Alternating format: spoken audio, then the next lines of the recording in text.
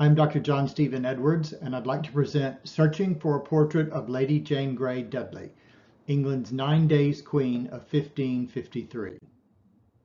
This lecture was originally sponsored and hosted by the Society of Antiquaries of London in its apartments at Burlington House, Piccadilly, London, on Thursday, the 4th of April, 2024. Lectures hosted by the Society are customarily live-streamed on the Society's YouTube channel, but a construction incident nearby severed the Society's internet access for the entire day. The Society was regrettably unable to recover a recording of the live presentation. This later recording presents virtually the same content, though without the Q&A session that followed.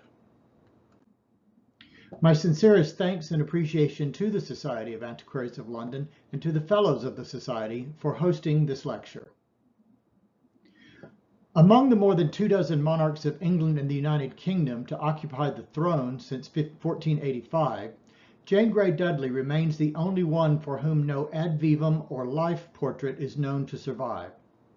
Despite, or more likely because of, that apparent lacuna in the visual record, almost 36 portraits have been put forward at various points over the past 4 centuries as authentic likenesses of the so-called 9 Days Queen. None have proven satisfactory, and no reliable likeness of her has yet been identified. This lecture will examine a select sampling from among the many pseudo-likenesses, focusing on portraits repeatedly published in print over the past 4 centuries as images of Jane. We will end with a detailed discussion of a group of 4 nearly identical portraits, 2 of which were long said to depict Jane. One of those, and the prototype of the group of 4, recently garnered headlines when it sold at auction in 2021 as an early portrait of Elizabeth I. I will argue, however, that the identification as Elizabeth is by no means conclusive and other candidates must be considered. I will assume that most of you have some familiarity with Jane Grey Dudley as a historical figure, so I will offer here only a cursory overview of her life narrative. Jane was born late in 1536 or early in 1537.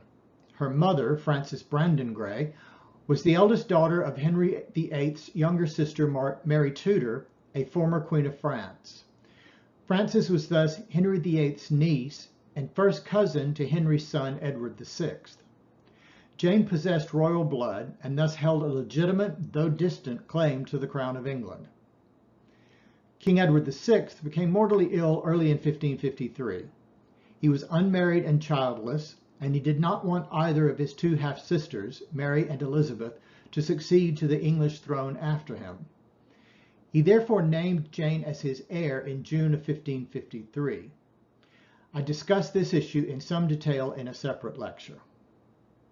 The Privy Council and other political leaders initially supported Edward's change in the succession, but Mary had the greater popular support. Queen Jane was deposed in less than 2 weeks, tried for treason, and executed in January 1554. Though no authentic portrait of Jane survives, an inventory of Chatsworth House in Derbyshire compiled in 1560 does include a portrait of her, and it was quite probably ad vivum. Chatsworth was constructed beginning in 1549 by Elizabeth Hardwicke Cavendish, known to history as Bess of Hardwicke, and seen here on the left in an incorrectly inscribed portrait from the period. Bess served in the 1540s as a lady-in-waiting to Jane's mother, Frances Grey. Bess had even wed her second husband, William Cavendish, at the Grey family seat of Bradgate in 1547. Henry Grey, his wife Frances, and their 2 eldest daughters, Jane and Catherine, each served as godparents to 1 or more of Bess's many children. Bess named Jane as godmother to her first daughter, Temperance Cavendish, in 1549, for example, when Jane was about 12 or 13 years old. The inventory of 1560 places the portrait of Jane in Bess's private bedchamber, together with a portrait of her husband, William, who had died 3 years previously. That placement suggests that Bess cherished the portrait of Jane with something like a familial attachment. It thus seems likely that Bess could readily recognize the person depicted in the portrait as Jane, indicating that it was an accurate likeness. The portrait was moved before 1789 to Bess's paternal family residence at Hardwicke Hall, situated 18 miles from Chatsworth.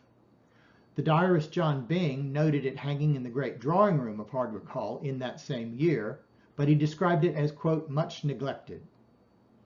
Later inventories of both Chatsworth House and Hardwicke Hall do not list the portrait, and neither does the Courtauld Survey of 1972.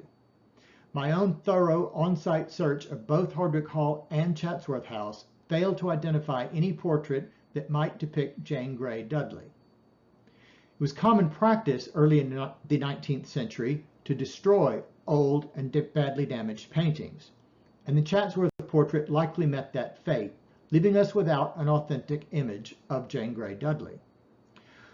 The false portraits I will be describing today fall into four main groups.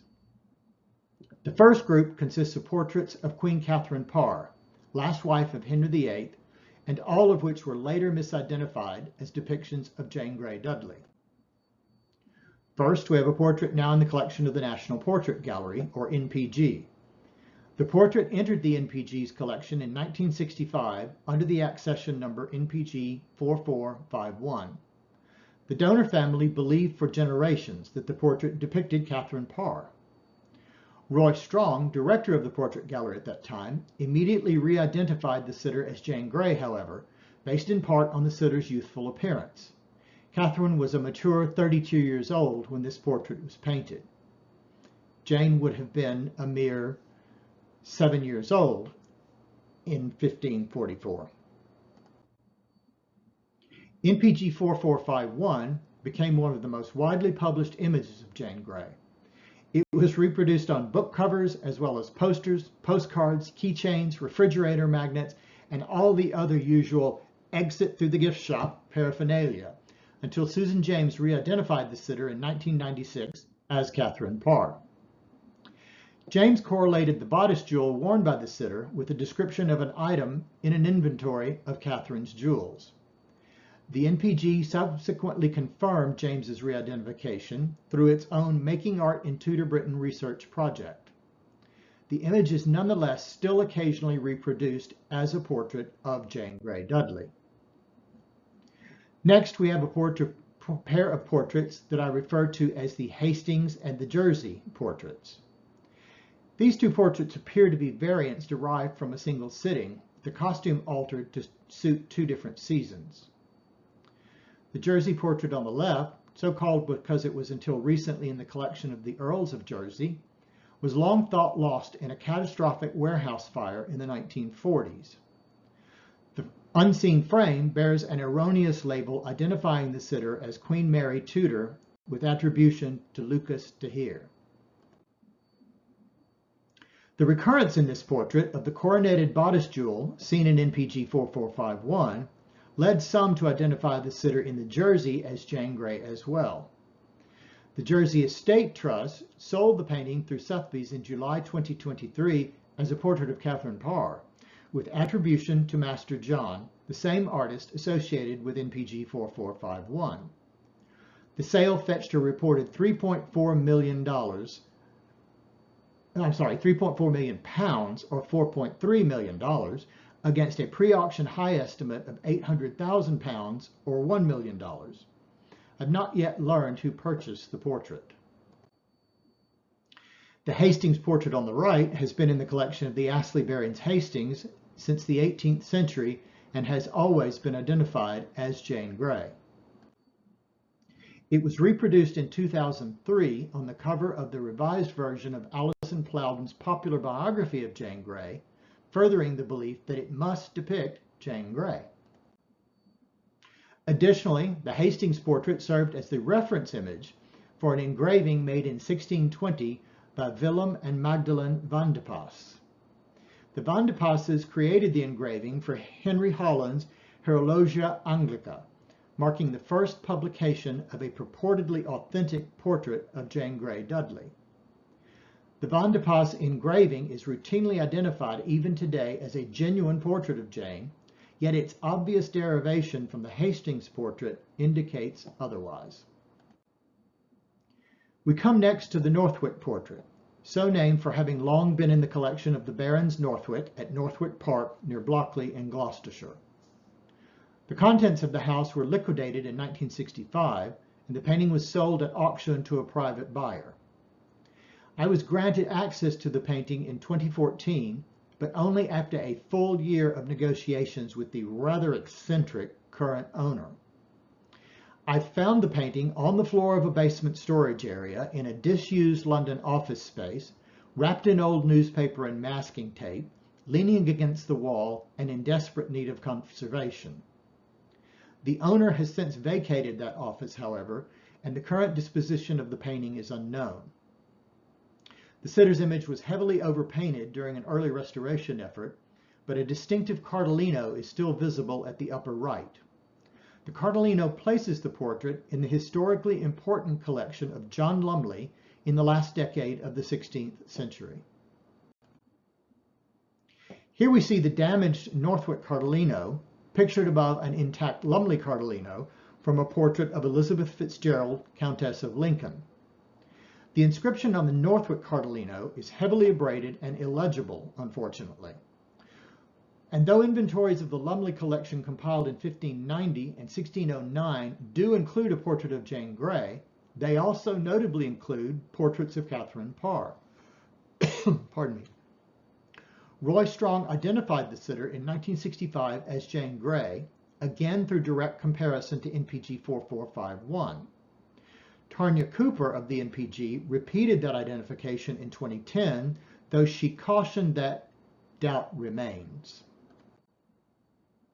The portrait more probably depicts Catherine Parr, since it is very similar to NPG 4451, as well as to the Jersey and the Hastings portraits. The next group of portraits depicts identifiable persons other than Catherine Parr. The Rest Park portrait is the best known of these. The portrait is inscribed with Jane's name in the lower left corner, but the writing style of the inscription long postdates the original work. Numerous 18th and 19th century painted copies of this image survive, and all are labeled Jane Grey. The Rest Park portrait was very widely published as Jane Grey, beginning in 1681 with the engraving on the left. As you can see, early engravers felt compelled to embellish the costume to make it suitably regal for depicting Queen Jane. The later engraving on the right dates to 1824, around the time at which the Janean mythology began to assert that Jane habitually dressed in somber attire. The painting's provenance places it with the Baron's Dacre of the 17th century, and careful research revealed that it depicts Mary Neville Fiennes, Baroness Dacre, in her late teens or early 20s, after becoming a widow at the age of 17 in 1541. The Rest Park portrait is seen here with two other confirmed portraits of Mary Neville Fiennes. Ironically, the double portrait of Mary together with her son Gregory, the 10th Baron Dacre, was until 1990 thought to depict Jane Grey's mother Frances and her second husband Adrian Stokes or Stocks. That double portrait is now in the National Portrait Gallery. Both paintings were likely relabeled in the 1670s or 1680s by Thomas Leonard, 15th Baron Dacre, and Mary Neville Fiennes' descendant in the 5th generation, to signify his support of the anti-Catholic Exclusion Bill of 1679, despite his marriage to an illegitimate and Roman Catholic daughter of Charles II. Note the presence in two of the portraits of an identical woven necklace of seed pearls visible at the neck. The Althorpe portrait has similarly proven enduringly popular as a depiction of Jane Grey, due in large part to the composition.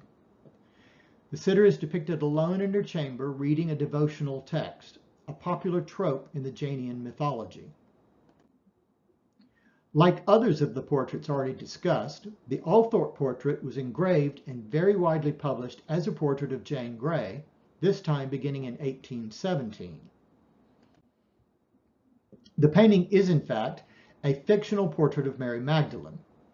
Covered vessels, similar to the one at the lower right, are emblematic in the Magdalene's iconography, of the jar of unguent Mary used to anoint Christ's feet. The artist who created the work is known today as the master of the female half-lengths, and the work dates to no earlier than the 1520s. The next major group consists of 3 portraits of sitters that cannot be readily identified. This is a miniature from the collection of the Yale Center for British Art. Philip Mould and David Starkey argued in 2007 that the image is a life portrait of Jane, though subsequent published research refutes that identification. The current catalog of the Yale collection identifies the sitter as unknown lady circa 1535. These are the Stephan portrait on the left and its variant, the Houghton portrait, on the right. The Stephan emerged in the mid-2000s and was purchased by the NPG in 2007 for a reported £100,000. The Houghton remains in a private collection. The wood panel of the Stephan has been scientifically dated to no earlier than 1594, though the portrait is contemporaneously inscribed Lady Jane. The NPG considers the Stephan a posthumous portrait produced for inclusion in a larger portrait set of notable persons of the era. The image is quite primitive in my opinion, and the portrait is certainly neither ad vivum nor acceptable as an authentic depiction of Jane Grey Dudley. I refer to this final group of 4 images as the Berry Hill group because I believe the Berry Hill portrait on the left is the prototype or original reference image for the group. But I would like to discuss this group beginning with the image on the far right. It is held in the collection of the Dukes of Northumberland at Zion House, Richmond, and I therefore refer to it as the Zion portrait. As previously, the Zion portrait was engraved and published widely as a portrait of Jane Grey. George Vertue created the best known of these engravings in 1749. An inscription in the lower left corner of the trompe-l'oeil frame of the painting reads, Queen Jane Grey, etc. But the style of the handwriting suggests it was applied after about 1675. Of the 4 images in the Berry Hill group, the Zion portrait was chronologically the last produced. Dendrochronological analysis of the wood panel dates the painting to no earlier than 1602. For anyone not familiar with dendrochronology, it is the science of analyzing tree ring growth patterns for the purposes of dating certain objects made from wood. It has been used since the 1970s to date paintings on wood panels. Prior to 1749, the Zion portrait was held by the Seymour Dukes of Somerset, and it is likely that William Seymour commissioned the work in the second decade of the 1600s. William was the grandson of Edward Seymour, Earl of Hertford, by his first wife Catherine Grey, seen here holding their son, also named Edward. Catherine was Jane Grey's next younger sister. The portrait of Catherine and her son is a miniature, but the 2 full-size copies remain at Zion, the earliest of which is seen here. A 3rd copy is held at Petworth House, a property acquired by the Seymours through marriage in 1682. Pardon me. I believe William Seymour commissioned the Zion portrait to highlight the link between himself, his grandmother Catherine, and her sister Jane. Upon the death of Elizabeth I in 1603, William's father Edward Seymour, the infant seen in the miniature, was the statutory heir to the English crown. James VI of Scotland succeeded Elizabeth instead as next heir in blood, and with the support of the greater part of the English political elite. William's status as a potential heir to the crown continued to hold real meaning, however, especially in the period between 1610 and 1625, when the Zion portrait was most likely created. William secretly married Arbella Stuart, King James's first cousin, in 1610. Arbella's own claim to the crown was perhaps superior to James's because she had been born within England rather than in Scotland. Several plots emerged in England prior to Elizabeth's death to bring about the accession of Arbella rather than James. Arbella even participated actively in one of those plots in 1602, but none succeeded.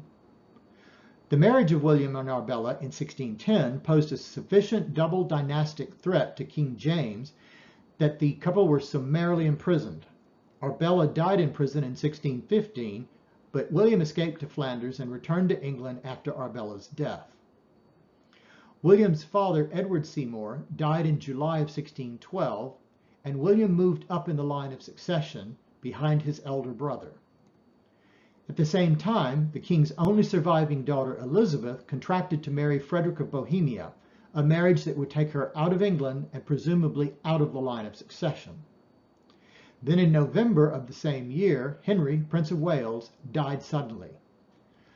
Thus, after November of 1612, only James's younger son, Prince Charles, stood between the Seymours and the English throne. And as luck would have it, William's elder brother died unexpectedly and without issue in 1618, leaving only Prince Charles between William Seymour and the throne. Upon Charles's accession as king in 1625, William became heir presumptive to the crown. He remained heir presumptive until the birth in 1630 of the future Charles II. In this context, the portraits of Jane Grey, her sister Catherine, and Catherine's son Edward constitute a pedigree in portraits demonstrating William Seymour's very real claim to the crown of England. The Seymours highly valued both the portrait of Jane and the full-size portrait of Catherine with her son. William's second wife, Frances, made a special bequest in her last will and testament of 1674 of, quote, "the picture of Queen Jane Grey now hanging in my bedchamber, together with another the picture of my Lady Catherine," end quote, probably the large rondel. Though shifted about between various Seymour residences in the 17th and early 18th centuries, the several portraits have remained together at Zion House since the 1750s. Since Frances had become William's second wife in 1616, during the period in which the Zion portrait was likely created, and since Frances understood the sitter to be Jane Grey, it seems likely that this was the original identification rather than a later error. Note the pronounced cleft in the chin of the sitter in the Zion portrait. This physical characteristic is unique amongst the Berry Hill group as a whole. We will return to the cleft when I discuss the Berry Hill portrait itself. I refer to this painting as the Chawton portrait because it first entered the historical record in possession of Edward Austen Knight of Chawton House, Hampshire. Edward was the third of 6 brothers of the famous novelist Jane Austen, and Miss Austen lived for a time in a cottage on Edward's estate at Chawton. The Austen Knights of the 19th century could not identify the sitter, but in 1909 the Reverend W.J. Lofty of the Burlington Fine Arts Club showed a photograph of the painting to Lionel Cust, curator at that time of the National Portrait Gallery. Cust reportedly exclaimed immediately, "Queen Elizabeth." Cust's spontaneous response was apparently entirely subjective and without any careful consideration or research. The identification nonetheless stuck. Roy Strong repeated Cust's identification in the 1960s in his several works on the iconography of Elizabeth I, and again in 1995 when Weiss Gallery consulted him prior to a sale of the painting. It now hangs at Hever Castle, a Tudor-era residence that carries strong associations with Anne Boleyn and Elizabeth Tudor. The curators at Hever continue to identify the sitter as Elizabeth I. It is critical to note, however, that the image was significantly altered early in the painting's history. As was the case with engravings of the Rest Park portrait, someone felt compelled to embellish the sitter's costume, probably to make her appear more suitably regal. The changes include widening of the gold edging of the ruffs and cuffs, addition of gold embroidery to the jacket, and replacement of the beaded necklace with a necklace of gold and a gold medallion. The gold pigment was applied with a heavy and less skilled hand. It stands in high relief above the surface of the original image, appearing two-dimensional, in sharp contrast to the rendering of the sitter's face. I'm confident that any future radiography and infrared reflectography studies will reveal a plain black jacket and a necklace of white beads underlying the gold additions. Dendrochronological analysis reveals that the wood of the panel is Baltic oak. It also indicates a date of creation no earlier than 1548, but perhaps as late as the mid-1560s. I will again delay discussing possible alternative identifications of the sitter until we come to the Berry Hill portrait itself as the likely reference image for this entire group. Dendrochronological analysis of the sole portrait seen here similarly reveals that the wood species is again Baltic oak, and again suggests a date of creation between the mid-1540s and the mid-1560s. This portrait is first documented in a sale through Christie's in 1937 as A Young Lady by Francois Clouet. It passed through Christie's again in 1954, again as An Unknown Lady by Clouet. It was purchased by Legger Galleries of London, who consulted with David Piper, assistant keeper of the NPG, seeking to identify the sitter. Note that the Chawton portrait did not enter the public eye until 1995 and was thus not available to Piper for comparative purposes when he examined this portrait in 1954. Piper offered only a reasonable likelihood that the sitter here is Elizabeth, and he cautioned that the identification is, quote, not decisive. Legger Galleries disregarded Piper's cautions and instead declared conclusively that the sitter is Elizabeth I. I believe their doing so was more strategic than scholarly.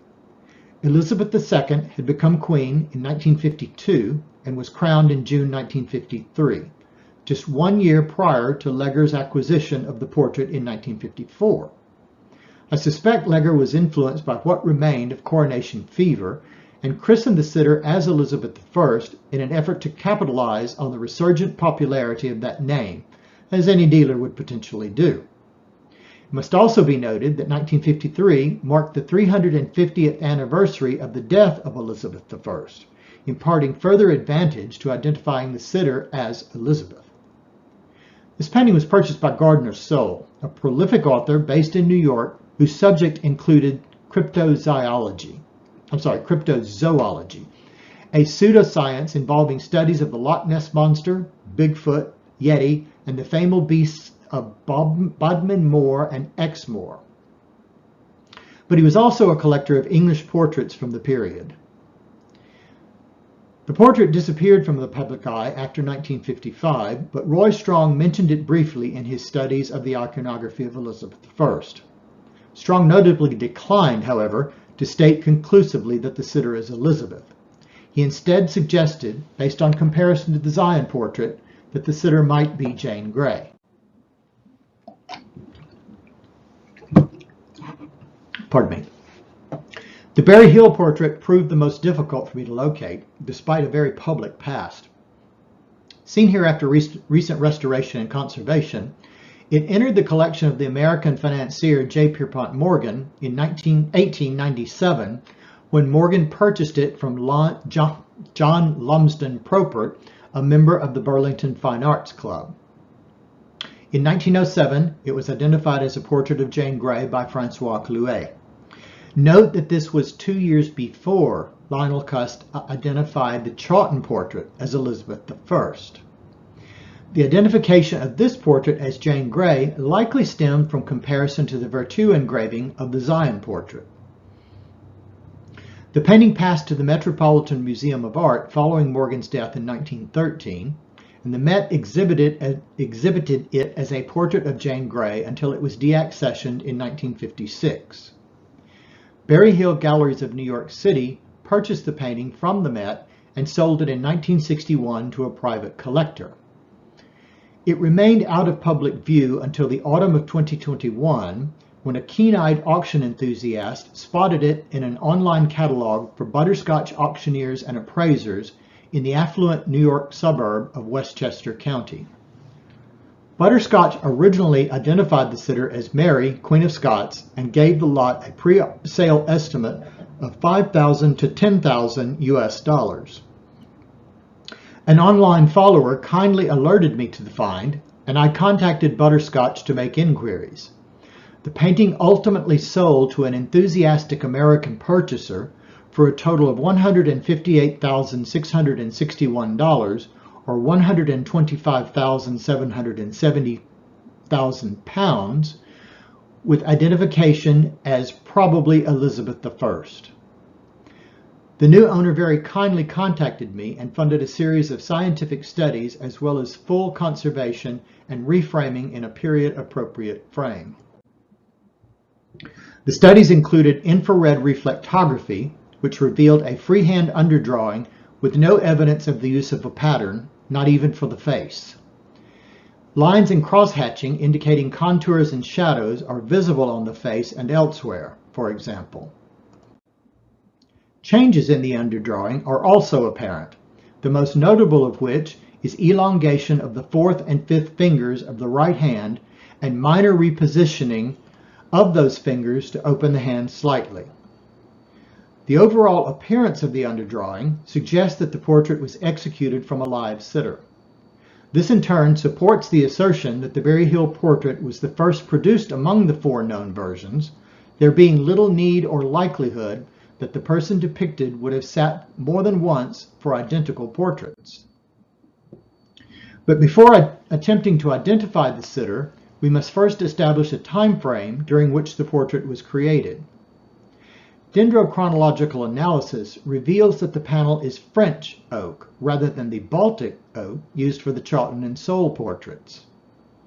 Tree ring growth patterns indicate a date of usage no earlier than 1545, the same as was found with the Chawton and Sole variants. This result supports my assertion that the three images constitute a single group comprised of an original reference image and two contemporaneous variant copies. The ruff worn at the neck offers a more precise terminus post quem, or date after which the portrait was created. The style of complex structured ruff did not replace the simple ruffle-edged collar until 1557 or 1558. That is several years after the death of Jane Grey Dudley, so we can confidently conclude that the painting is not a life portrait of Jane. Ruffs became sufficiently fashionable in 1558 that Elizabeth wears one in a portrait commemorating her coronation on 15 January 1559. The full-size version of the coronation portrait seen here on the left dates to no earlier than 1589, but it is believed to have been derived from a lost original. That belief is supported by the routine use beginning as early as January 1559 of a nearly identical image in incipit or initial portraits on numerous illuminated royal charters, such as the one seen on the right from May of 1559. Further, the wearing of ruffs became sufficiently popular by 1562 that the government issued a proclamation in May of that year addressing excesses in their use. Costume dating therefore allows us to conclude that the Berry Hill portrait was executed no earlier than about 1558 and perhaps as late as the first half of the 1560s. Having established a likely date of creation, we can now compile a list of potential sitters. Since this portrait was contemporaneously copied at least twice, it seems likely that the sitter was a person of considerable status. Indeed, contemporaneous copies of portraits of Tudor-era women beyond the royal bloodline are rare. The list of women of Tudor royal blood alive between 1558 and 1565 is limited to just 6 women: Elizabeth Tudor, Mary Stuart, Margaret Douglas, Catherine Grey, Mary Grey, and Margaret Stanley.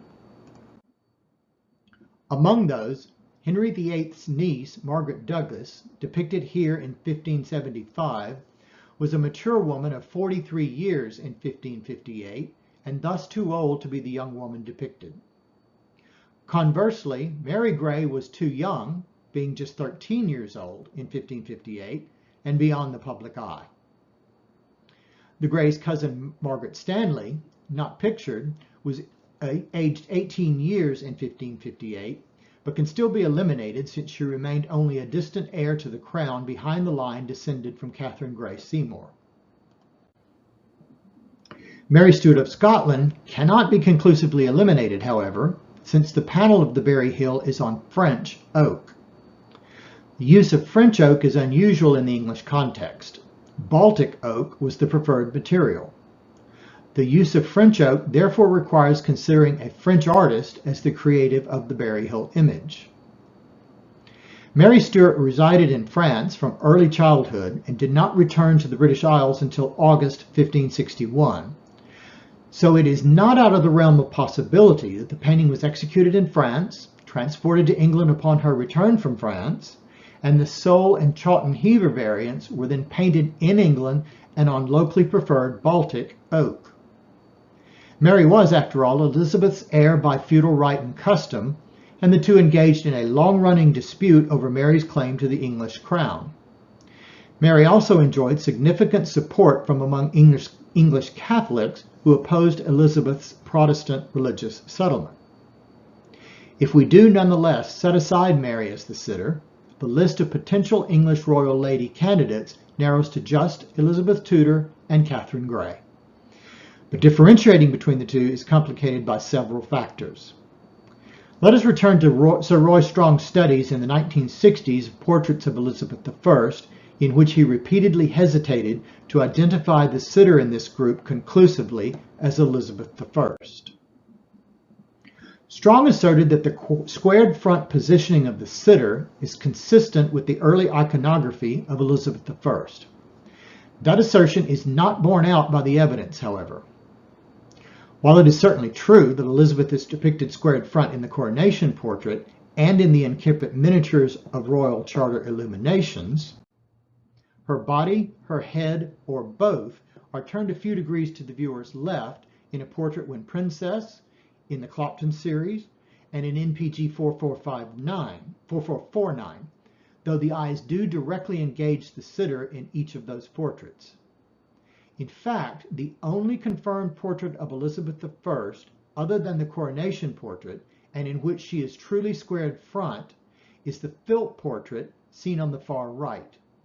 But that image was not discovered until the 1970s and was not available to Strong when he conducted his studies.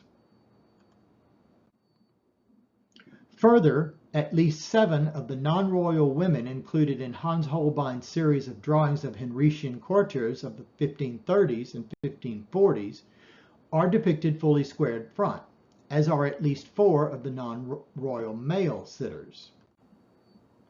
Similarly, Catherine Grey is positioned fully squared front and with eyes engaging the viewer in the beaver miniature. The positioning of the sitter in the Berry Hill portrait is therefore not conclusive in identifying the sitter, whether as Elizabeth Tudor or someone else. The dark brown color of the Berry Hill eyes is consistent with the color of Elizabeth Tudor's eyes in her portrait when still a princess.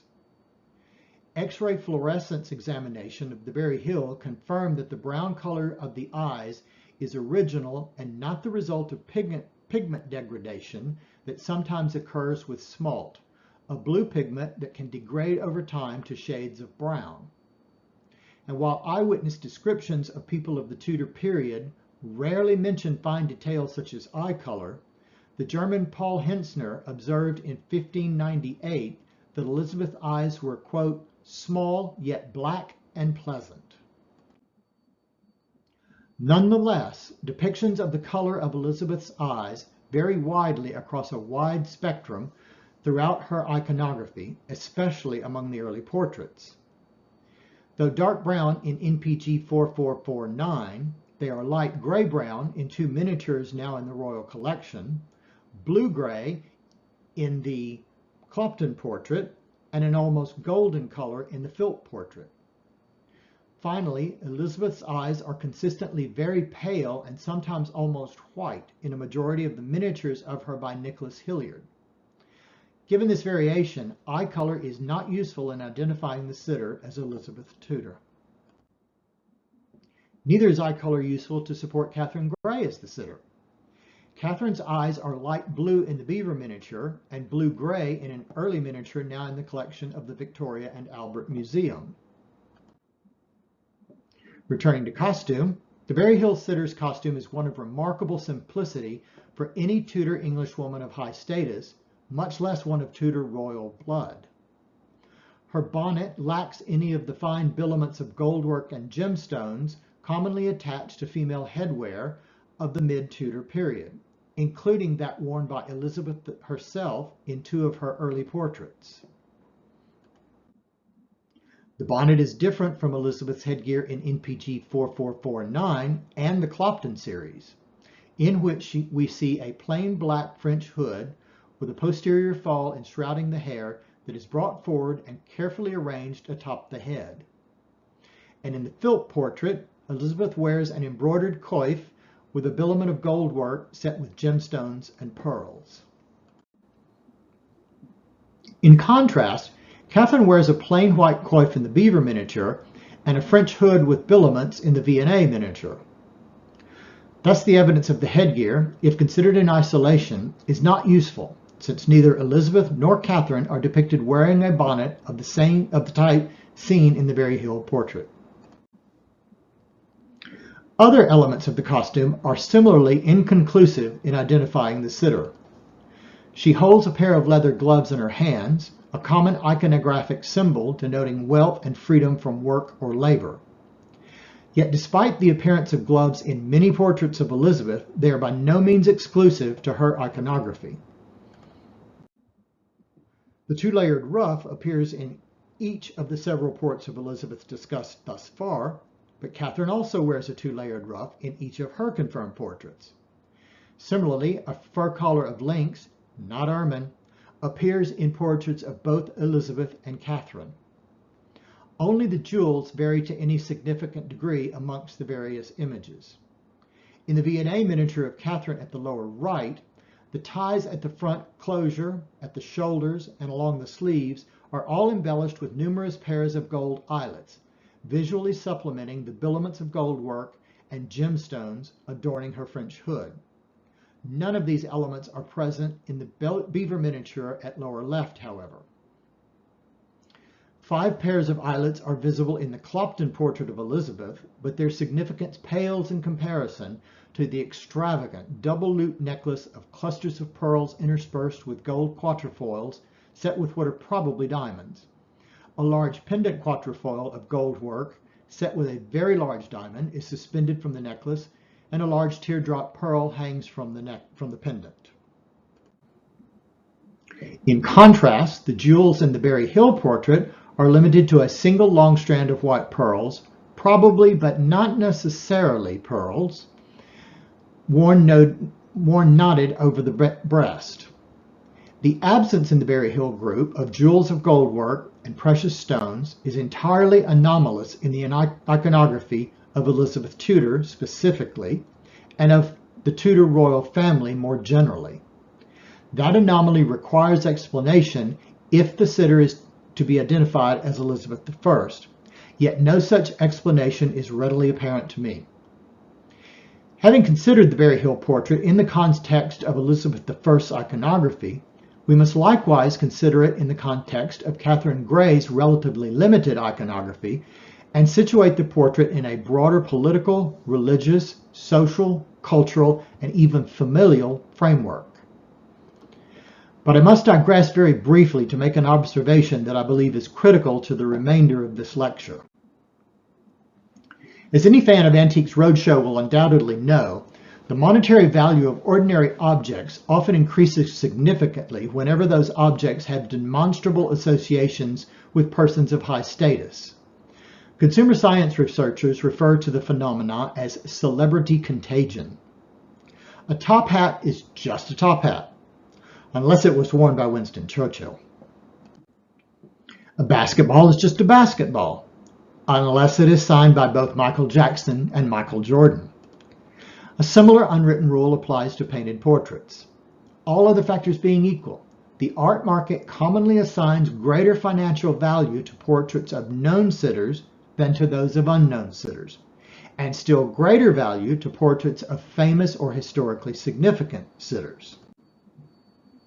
I believe we are often culturally driven, as a result, to wish portraits to depict famous persons, and are therefore too often biased, both consciously and unconsciously, when identifying unknown sitters. I refer you back to Lionel Cuss's spontaneous and entirely subjective assessment of the Chawton portrait, and Sir Roy Strong's equally subjective assessment of NPG 4451.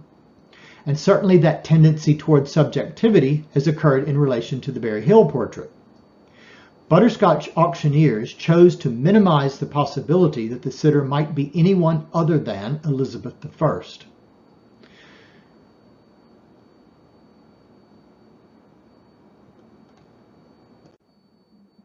But how do we then label the Zion portrait said to depict Jane Grey Dudley? It is obviously derived from the Berry Hill portrait, and it was likely commissioned by the Seymours in the 1610s at precisely the same time William Seymour advanced steadily up the line of succession to the crown. William's grandfather, Edward Seymour, remained alive throughout that period, and he had known Jane Grey quite well.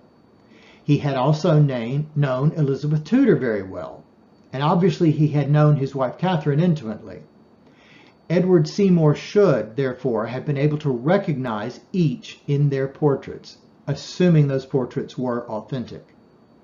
And it logically follows that he would have known which of the three, if any, had a cleft in their chin. Cleft chins occur in less than 5% of women of Northern European descent, so the feature is an extremely distinctive one. Recall that Arbella Stewart claimed during her secret marriage negotiations with William that he possessed in 1610 a small portrait of Jane that he could carry with him when traveling in disguise to visit Arbella as a kind of visual password. So it follows that they both knew what she looked like in her contemporary portraiture.